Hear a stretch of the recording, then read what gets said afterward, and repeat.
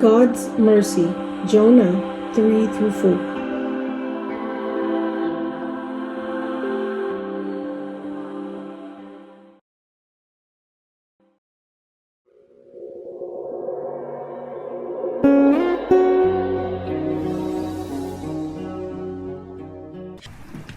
But what about Jonah? The prophet sank swiftly to the bottom of the sea, certain he was going to die.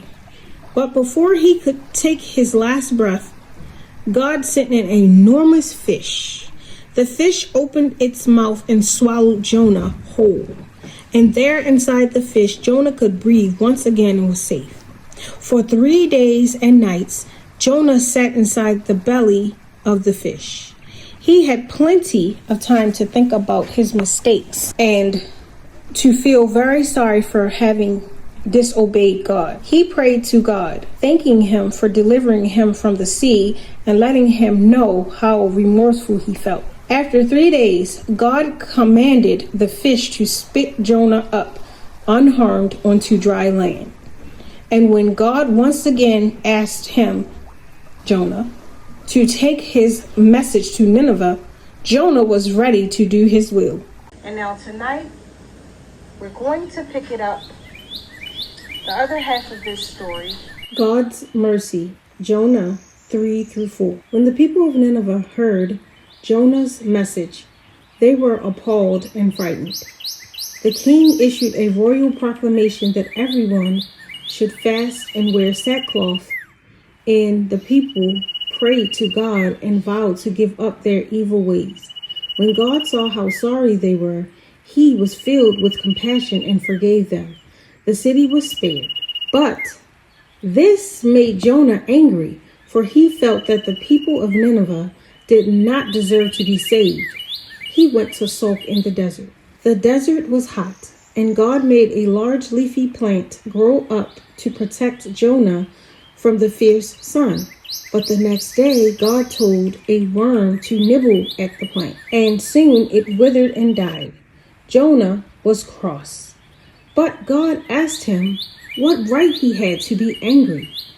Every right, replied Jonah indignantly. Then God answered Jonah, you are unhappy about losing that plant, even though you did not plant it yourself or tend it, and even though it was here one day and gone the next. Nineveh has more than 120,000 people living there, men, women, and children that I have made and cared about over the years. Do I not have the right to be concerned and to take pity on them? Jonah 3 through 4. Now, what did you learn?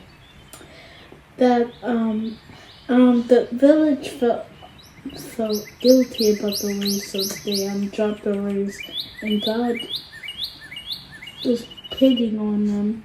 So this guy over here, Jonah didn't like that, and he was sad and alone. But God made a worm nibble on his tree, making the tree fall down. Wither away. Okay. And Jonah was mad about that. Okay.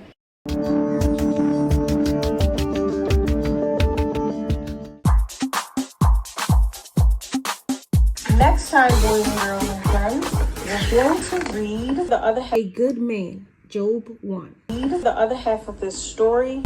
Thank you very much for listening and watching, and I'll see you in my next one.